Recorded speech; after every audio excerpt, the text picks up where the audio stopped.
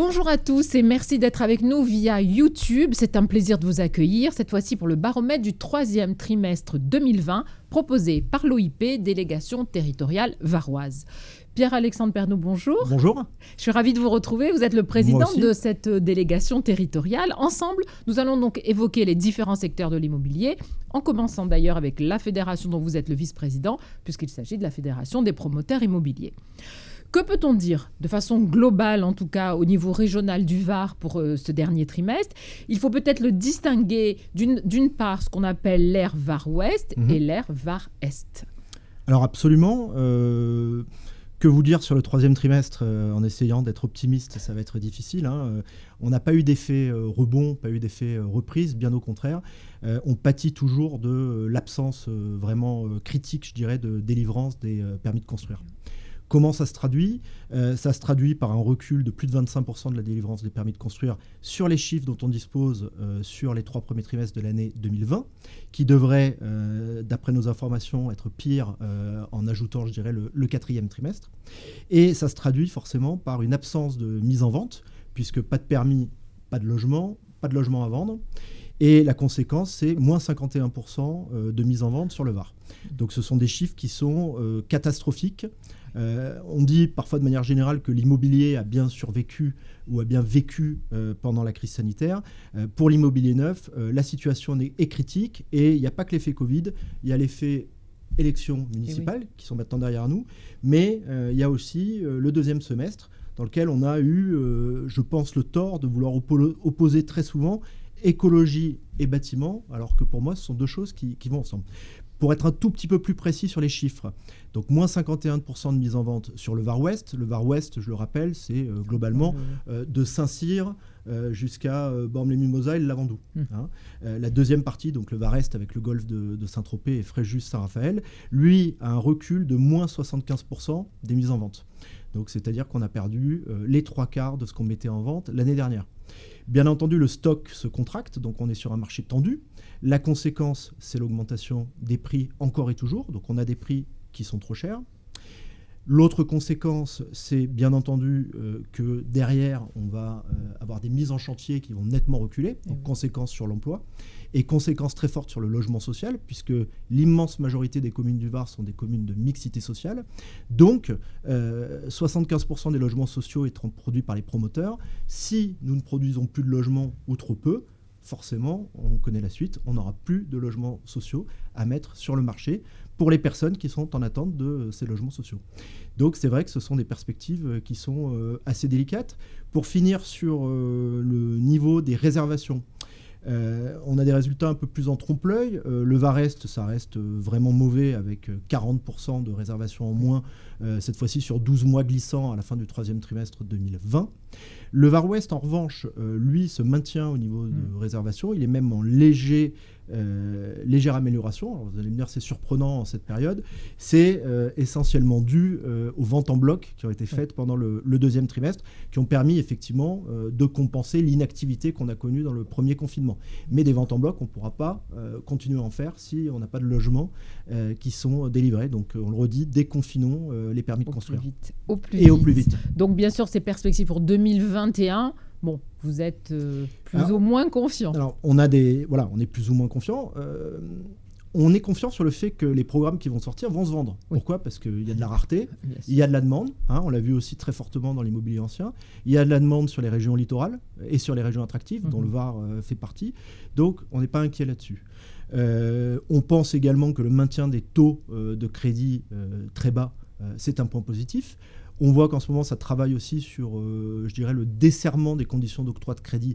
Donc ça, c'est favorable parce que les banques, forcément, aujourd'hui, sont de plus en plus inquiètes. Et pour finir, le maintien du Pinel et du PTZ demeure quand même des bonnes nouvelles puisque ce sont des dispositifs qui marchent.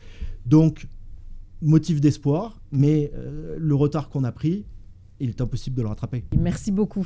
Intéressons-nous à présent au logement social avec l'AR HLM PACA. Martial Aubry, bonjour. Bonjour. Vous êtes vice-président de l'association régionale HLM. Vous accusez un résultat 2020 rassurant, surtout au regard de la crise sanitaire qui s'installe. Le Var a-t-il une réponse suffisante par rapport aux besoins ? Alors non, le VAR, pour répondre tout de suite à la question Elsa, le VAR n'a pas une réponse suffisante, mais paradoxalement, l'année 2020 n'est pas une si mauvaise année que ça, comparée à 2019. On est même en légère augmentation, plus 3%. Ça contraste avec les chiffres régionaux qui sont par contre en très forte décrue sur le logement social. On est loin de l'objectif qui était fixé au niveau régional avec environ 10 000 logements d'objectif, 7 000 logements d'atteinte. Par contre, sur le VAR, on est à un peu plus de 2 000 logements, ce qui est légèrement plus qu'en 2019. Alors, qu'est-ce qui peut expliquer ces chiffres qui peuvent paraître donc pas si mauvais que ça? C'est que l'on a eu une année 2019 qui était déjà préélectorale, donc assez faible.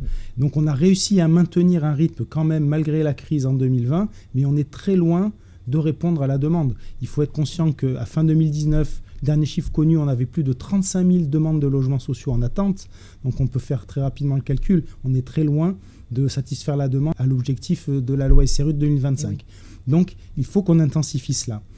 L'autre chiffre qui peut paraître aussi un peu contrasté, c'est que la structure de ces logements sociaux a évolué en 2020.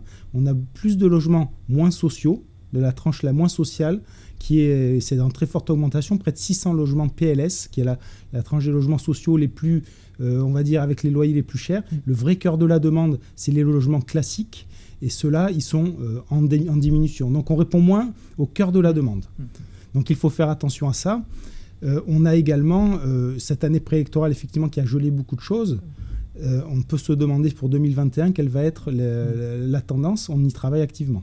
Alors justement, j'allais vous demander les perspectives pour le logement social en 2021, ce que vous avez déjà un petit peu, dont vous avez un petit peu parlé. Oui, tout à fait. Alors la demande, elle est très forte, donc l'objectif c'est de produire le maximum. L'intérêt, c'est qu'on a quand même un grand nombre d'opérateurs maintenant qui interviennent sur le VAR. Pas uniquement les opérateurs historiques, les bailleurs historiques, mais des groupes nationaux se sont intéressés au VAR et investissent dans le VAR, ce qui permet de multiplier les opérateurs. Après, on a cette problématique du foncier.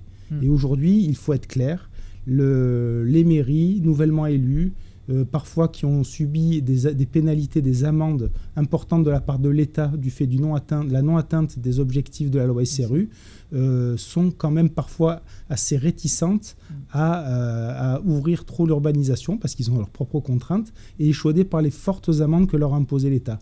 Donc il faut que l'on retisse, nous les bailleurs, un lien de confiance avec ces élus nouvellement arrivés, certains, pour leur expliquer que le logement social est la solution au problème du logement et pas un problème en soi. Absolument. Merci beaucoup. Merci. Place au BTP maintenant avec Cyril Bollier. Vous êtes secrétaire général de la Fédération du bâtiment des travaux publics du Var. Vous aviez fait des annonces en novembre dernier sur l'année 2020 et apparemment vous ne reniez rien de ce qui a été dit. On ne renie rien, on reste sur la même ligne, effectivement. On vit toujours sur les acquis d'avant mars 2020. Le BTP dans le Var a réussi tant bien que mal la reprise d'activité. Avec son lot de difficultés, bien entendu. Aujourd'hui, on s'attaque à la relance. Et la relance, c'est vraiment la perspective de long terme. Donc, c'est ce qui va conditionner l'activité de 2021. Et là-dessus, il y a des rendez-vous qu'il ne faut pas louper. Voilà. Absolument. Est-ce qu'on peut donner quelques chiffres sur 2020 ? Alors, sur 2020, l'année se termine avec des chiffres qu'on n'aurait jamais pensé pouvoir annoncer. Moins 9% sur le marché de l'entretien, réhabilitation, rénovation. Moins 32% sur le logement, moins 18% sur les appels d'offres. Donc c'est une année qui finalement se termine de façon assez catastrophique. Malgré tout, les entreprises ont tenu bon, certainement grâce aussi à la mise sous perfusion de l'économie par les services de l'État. Donc on ne déplore pas de liquidation ni de perte d'emploi. Alors, 2021 a commencé. Quelles sont les perspectives pour le bâtiment ? Alors, sur 2021, on s'attend à une reprise de l'activité. Les prévisions au plan national font état d'une hausse d'activité de l'ordre de 11%, mais 11% relativement à 2020. Oui. Ça ne fait que plus 6 par rapport à 2019. La réhabilitation devrait revenir à des perspectives plus favorables. Le gros de l'activité reste sous-tendu aujourd'hui par le dynamisme des collectivités locales. Vont-elles contribuer à la territorialisation des 100 milliards d'euros du plan de relance ? Le Var doit prendre toute sa part dans ce plan. Et donc, il faut que des projets bénéficient de ces aides financières. Ça va conditionner les appels d'offres. Nous sommes en manque cruel d'appels d'offres aujourd'hui, des collectivités. Ça va conditionner aussi la reprise des investissements privés. L'instruction des permis de construire, c'est un point sur lequel, là aussi, les collectivités doivent se mobiliser. c'est tout ce qui conditionne l'activité des entreprises de bâtiments et travaux publics. Et c'est ce qui permettra aussi de maintenir le tissu de la production. On s'aperçoit aujourd'hui qu'il manque cruellement de grands projets structurants, des grands projets sur lesquels les grandes enseignes, les grands groupes peuvent se mobiliser, si bien que ceux-ci, étant dépouillés de ce type d'activité, regardent sur des projets plus modestes et arrivent en confrontation directe avec des entreprises, des PME, des TPE locales. Et donc, forcément, les prix sont bagarrés et les marges s'étiolent, ce qui n'était déjà pas un chiffre très important, puisque la marge dans le BTP, c'est de l'ordre de 2 à 3%. Voilà. Donc ça, c'est assez inquiétant et c'est à surveiller. Exactement. Merci beaucoup. Merci à vous.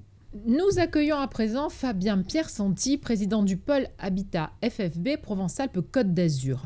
Fabien Piersanti, quels sont les chiffres clés à retenir pour l'année 2020 ? Bonjour d'abord. Les chiffres clés donc, pour l'année 2020, c'est une forte baisse des autorisations d'urbanisme pour le logement en général, donc aussi bien pour la maison individuelle que pour le collectif. On est de l'ordre de 22% au niveau de la région. Et le Var suit à peu près le même rythme que la région au niveau des autorisations d'urbanisme, donc, et moins 11% de mise en chantier. Donc on a des effets directs sur les mises en chantier, un peu plus sur la maison individuelle, parce qu'on sait qu'une fois qu'on a les autorisations, on passe directement en travaux.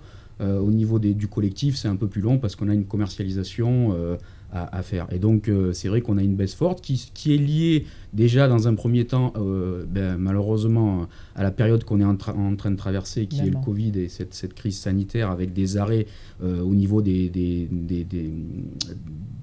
urbanismes, enfin des mairies. Et puis, on a eu aussi la période électorale, préélectorale et électorale qui, on le sait, ralentit toujours un peu les autorisations. Oui. Ça, c'est un peu le bilan du logement en général pour la période 2020.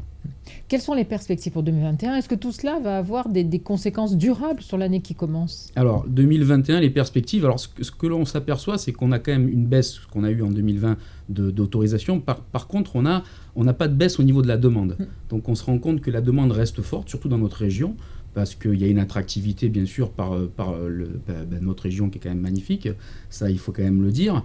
Et par contre, on se rend compte qu'il y a une vision des ménages français au niveau du logement qui a quand même évolué avec cette crise. Le logement, déjà, est redevenu quelque chose d'important.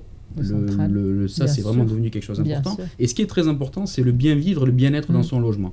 Et ça, on s'aperçoit qu'au niveau de la maison individuelle, notamment, les gens recherchent un cadre de vie qui est vraiment agréable, parce que si vous êtes obligé de rester chez vous, tant qu'à faire, c'est quand même plus agréable d'avoir un espace extérieur un peu avec tout ce qu'il faut, de la verdure, exactement.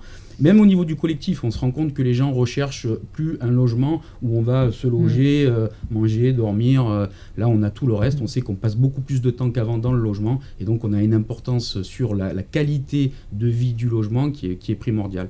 Et ce qu'on se aperçoit aussi, c'est que par rapport à notre région, ce qui est assez important, c'est le regain d'intérêt sur la résidence secondaire. On avait un peu perdu avec tout ce qui s'était passé ces derniers temps. On a eu une relance de l'immobilier par les différents attraits qu'il y avait au niveau des investissements de Pinel ou autres. Et là, on se rend compte qu'aujourd'hui, la résidence secondaire, en plus dans notre région, est redevenue quelque chose d'important. Et on a une forte demande à ce niveau-là, aussi bien pour la maison individuelle, bien sûr, que le collectif. Merci beaucoup. On retrouve tout de suite le président de l'UNISPACA pour parler des loyers. Jean-Luc Liotto, bonjour, merci d'être avec nous. Bonjour. Que peut-on dire du marché de la location dans le Var pour cette année 2020, un peu particulière, qui vient donc de s'achever ? Tout à fait. Alors, vous avez raison de souligner que c'est un marché, une situation un petit peu particulière, mais globalement, donc, le marché locatif dans le Var s'est bien comporté, s'est bien tenu. En dehors d'un petit trou d'air de 3 ou 4 semaines, on a pu quand même refaire visiter les appartements. Et le marché de la location s'est bien comporté en 2020. Les prix sont stables et la demande est forte. Donc on pourrait penser qu'une demande forte va engendrer derrière une augmentation des prix, mais pas du tout. Donc il y a un attrait pour le locatif. C'est déjà une bonne chose. Mais un locatif toujours sur les mêmes critères ? Pas tout à fait, en ce sens que maintenant, tant en acquisition qu'en location, les candidats, je dirais, recherchent des appartements avec de plus en plus un coin isolé pour le télétravail.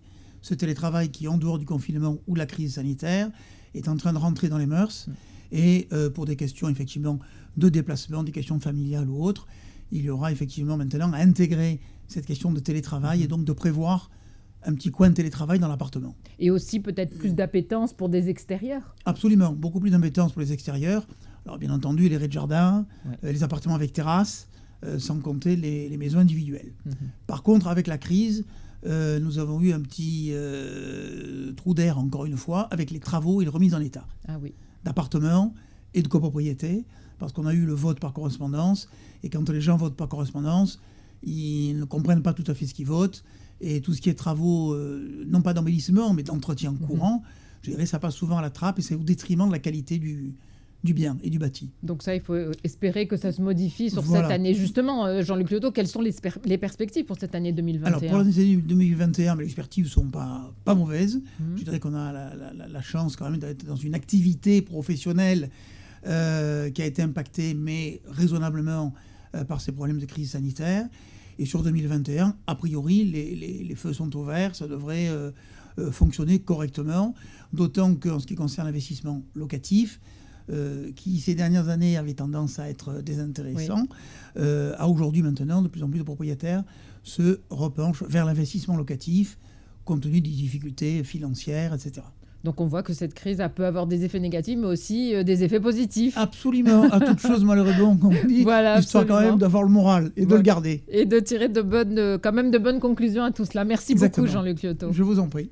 Intéressons-nous maintenant plus précisément au marché locatif dans le Var. Avec vous, David Garavagno, bonjour. Bonjour. Vous êtes président de l'AFNAIM du Var. Est-ce que vous rejoignez Jean-Luc Liottot sur l'analyse qu'il vient de nous présenter ? En grande partie, je rejoins tout à fait l'analyse de mon confrère. Je noterai l'impact non négligeable de la crise sanitaire sur les locations type Airbnb, qui au final sont venues grappiller pas mal de marchés sur nos locations traditionnelles. Mais pendant cette période de confinement, 0 location Airbnb. Alors que nos propriétaires bailleurs, qui avaient fait le choix effectivement de louer dans un format plus classique, n'ont pas eu cette difficulté-là, parce que les logements étaient loués, et qui plus est, avec le chômage partiel, les locataires ont pu bien sûr percevoir, en tout cas les salariés ont pu percevoir leurs revenus, ce qui fait qu'on constate une stabilisation parfaite des impayés. Donc il n'y a pas eu de difficulté pour les propriétaires bailleurs qui avaient fait ce choix de la location de longue durée. Et c'est bien de le préciser. On va parler maintenant de la transaction de façon plus précise, avec peut-être quelques prix indicatifs. Alors oui, on peut constater déjà que le national, il y a un recul sur le national au niveau des chiffres d'à peu près 8%. Et dans le Var, on sauve les meubles, on a fait un petit peu mieux parce qu'on a à moins 5%. Sur une année de référence qui était 2019, qui était une année exceptionnelle, très exceptionnelle. Et dans le Var, on note aussi un léger recul des prix au mètre carré des appartements. On se situe aujourd'hui un petit peu en dessous des 3 000 € le mètre carré pour les appartements. Et pour les maisons, une petite augmentation des prix, mais très légère. Et on a un prix moyen de 320 000 € dans le département pour une maison d'habitation. Et là, on peut dire que ça peut peut-être l'effet après crise sanitaire, en tout cas après confinement. On a voulu aller un peu plus sur les extérieurs des maisons ou des appartements avec des jardins. Absolument, et c'est ce qu'on constate. David Garavagno, pour terminer, est-ce que vous êtes confiant pour cette année 2021 qui commence à peine ? Alors, confiance, oui, puisque nous constatons que les chiffres du dernier trimestre 2020 sont très positifs par rapport à ceux de 2019. Là encore, un exceptionnel. On a à peu près 120 000 transactions actées au niveau national sur le dernier trimestre, ce qui fait qu'on va avoir un report à nouveau très positif sur ce premier trimestre pour la trésorerie de nos agences d'une part.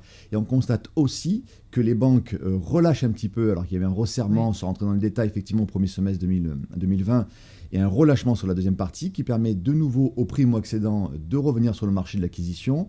Et aux primo-investisseurs aussi, on constate d'ailleurs une recrudescence des demandes d'investissement en locatif pour aller sur cette fameuse valeur refuge qu'est la pierre et qui est l'immobilier. Donc beaucoup d'optimisme, et puis on a la chance aussi d'être dans un département majeur dans notre région qui a eu la plus forte démographie en 2019 d'après les chiffres de l'INSEE, ce qui veut bien dire que le Var attire beaucoup et par conséquent j'ai beaucoup d'espoir et de positif sur les mois à venir. Et sur cette année 2021, merci beaucoup. Exactement. Messieurs, merci beaucoup pour toutes ces précisions. Et pour conclure, Pierre-Alexandre Pernaut, vous vouliez annoncer un rendez-vous hebdomadaire que l'OIP Délégation Varoise propose, et ce dès la semaine prochaine, à l'ensemble du monde de l'immobilier. Je vous laisse en donner tous les détails. Alors à partir de la semaine prochaine, tous à vos ordinateurs et à vos smartphones, et retrouvez l'OIP Var sur YouTube pour chaque semaine un baromètre de toutes les filières de l'immobilier qui vous présenteront leur activité en 2020 et leurs perspectives sur 2021. On sera présent en mode digital pendant cette période pour vous accompagner. On compte sur vous et à très bientôt.